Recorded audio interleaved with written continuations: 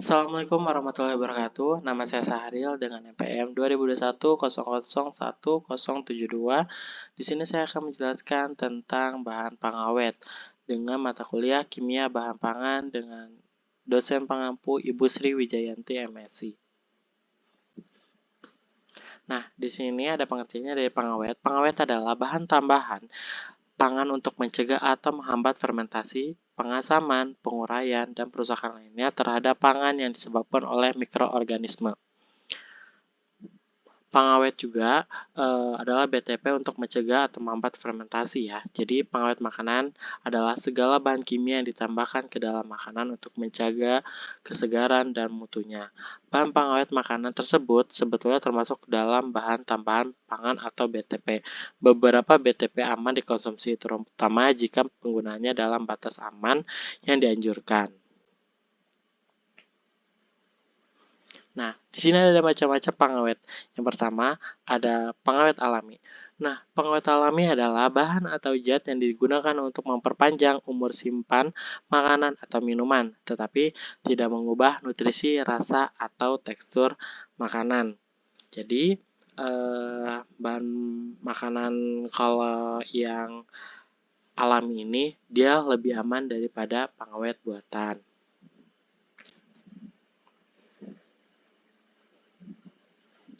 Nah, pengawet alami ini juga tidak mengubah rasa atau nutrisi makanan. Mereka hanya memperpanjang umur simpan makanan dengan cara menghambat perkembangan. Nah, misalnya minyak zaitun dikenal sebagai pengawet alami yang digunakan untuk menjaga kemurnian makanan dan meningkatkan umur simpan. Nah, pengawet alaminya juga termasuk kayak baking soda, asam sitrat, asam jawa, dan cuka. Nah, pengawet alami cenderung menjadi lebih aman dan lebih sehat daripada pengawet buatan. Meskipun pengawet alami dapat memperpanjang umur simpan makanan, mereka tidak akan mengubah nutrisi atau rasa makanan. Selain itu, mereka juga tidak menimbulkan efek samping seperti pengawet buatan. Namun, pengawet alami juga memiliki kelemahan. Mereka hanya dapat memperpanjang umur simpan makanan dalam jangka waktu yang relatif pendek. Maka, pengawet alami dia tuh masih ada perbedaan, pasti ada keunggulan dan ada kelemahannya. Nah, yang kedua di sini ada pengawet buatan. Pengawet buatan adalah bahan atau zat yang ditambahkan ke makanan atau minuman untuk menghambat perkembangan mikroba seperti jamur, bakteri, dan virus yang dapat menyebabkan kerusakan pada makanan. Nah, pengawet buatan ini biasanya tuh dia bakal merubah tekstur, rasa, dan warna yang bisa membuat makanan lebih enak. Namun, pengawet buatan juga dapat menimbulkan efek samping seperti alergi dan harus dihindari oleh orang-orang yang memiliki masalah kesehatan tertentu. Beberapa pengawet buatan paling umumnya itu adalah nitrat, nitrit, bahan tambahan makanan, dan beberapa bahan tambahan lainnya.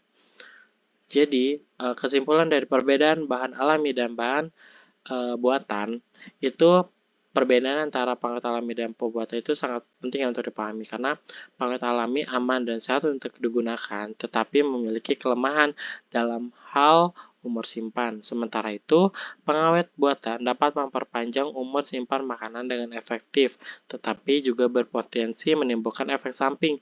Karenanya sangat penting untuk memahami komposisi masing-masing jenis pengawet dan memilih yang terbaik sesuai dengan kebutuhan.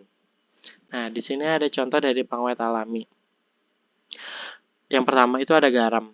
Nah, garam mengandung klorida yang mampu membunuh mikroorganisme dalam bahan makanan. Selain itu, garam juga menyerap air dan membuat makanan tetap kering. Jadi, tidak cepat busuk atau basi. Secara tidak langsung, garam juga membuat makanan jadi lebih enak. Tapi dengan takaran yang sesuai dengan apa yang kita butuhkan. Yang kedua ada gula. Gula pun bisa mengawetkan makanan. Masyarakat juga sudah menggunakan gula sebagai bahan pengawet alami untuk beberapa jenis makanan. Gula bisa mengikat zat cair pada makanan dan membuatnya cepat tidak busuk. Tidak cepat busuk maksudnya. Nah, di sini ada yang ketiga ada cuka.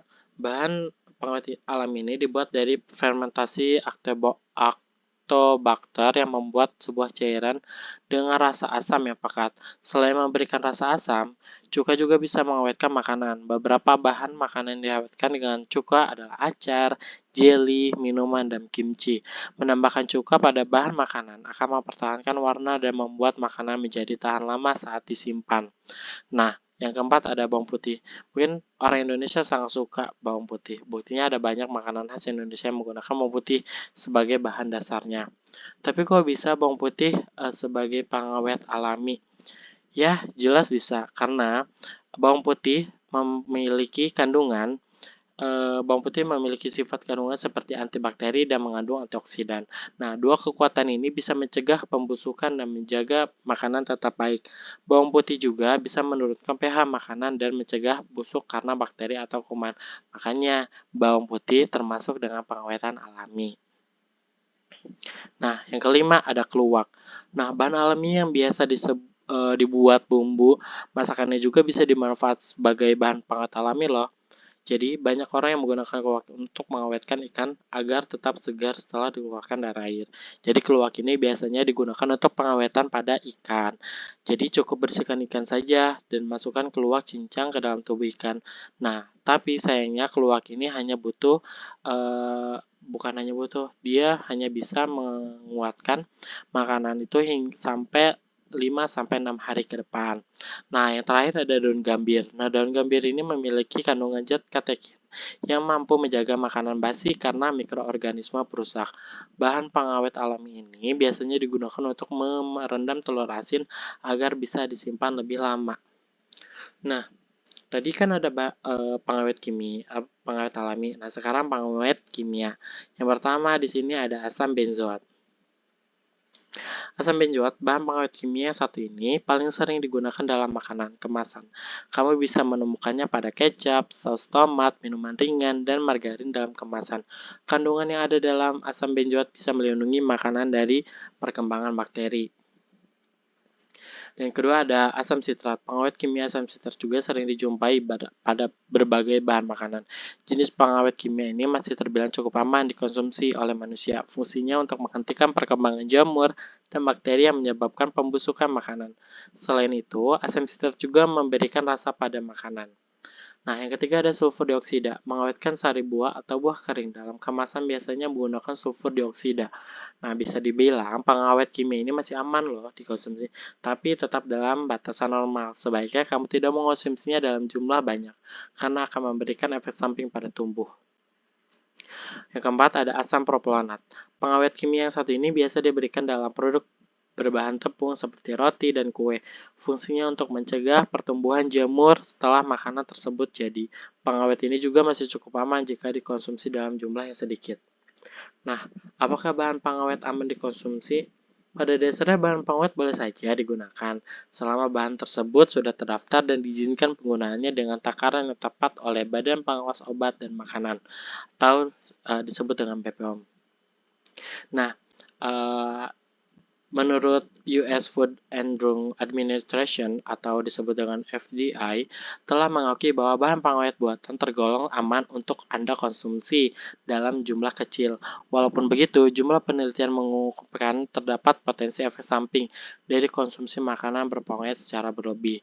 Nah, pada penelitian menemukan kombinasi natrium benzoat dan pewarna dalam makanan dapat membuat anak-anak yang mengalami attention deficit hyperactive disorder atau disebut dengan ADHD lebih hyperaktif gitu. Nah, di sini apakah ada efek sampingnya? Jelas, semua bahan pengawet pasti ada efek sampingnya. Yang pertama ada kesulitan bernafas, iritasi kulit, infeksi sistem pernafasan, diare, rasa terbakar di tenggorokan, mual, dan muntah. Nah, di sini bahan pengawet yang aman itu yang pertama ada sulfur dioksida, terus yang kedua ada asam benzoat, terus yang ketiga ada asam sitrat. Nah, asam benzoat ini minimal dikonsumsi oleh manusia adalah 0-5 mg per kilogram per berat badan. Nah, di sini ada sulfur dioksida juga. dengan produknya, sama dia juga maksimal 0 sampai 0,7 mg per kilogram per berat badan. Nah, di sini ada bahan pengawet berbahaya loh. Yang pertama ada formalin. Formalin ini merupakan larutan formaldehid dalam air yang digunakan untuk mencegah pertumbuhan dan perkembangan mikroba. Nah, boraks, jenis pengawet makanan berbahaya lainnya adalah boraks atau asam barat. Asam borat, senyawa putih yang larut dalam air ini sering digunakan sebagai pengawet pada beberapa makanan seperti bakso, mie, somai, dan pangsit. Tujuannya adalah untuk menjaga penampilan dan tekstur makanan agar tetap lebih kenyal. Nah, yang ketiga ada TBHQ atau tertiary butylhydroquinone, merupakan bahan pengawet yang digunakan untuk memperpanjang umur simpan produk dan mencegah bau tengik. Nah, di sini ada contoh dari produk yang menggunakan bahan pengawet alami dan pengawet buatan. Nah, yang di sini ada telur asin, itu dia menggunakan bahan pengawet alami, sedangkan yang di sebelah kanan ini dia menggunakan bahan pengawet kimia. Nah, cukup sekian presentasi saya. Kurang lebihnya mohon maaf. Wabillahi taufik wal hidayah. Wassalamualaikum warahmatullahi wabarakatuh.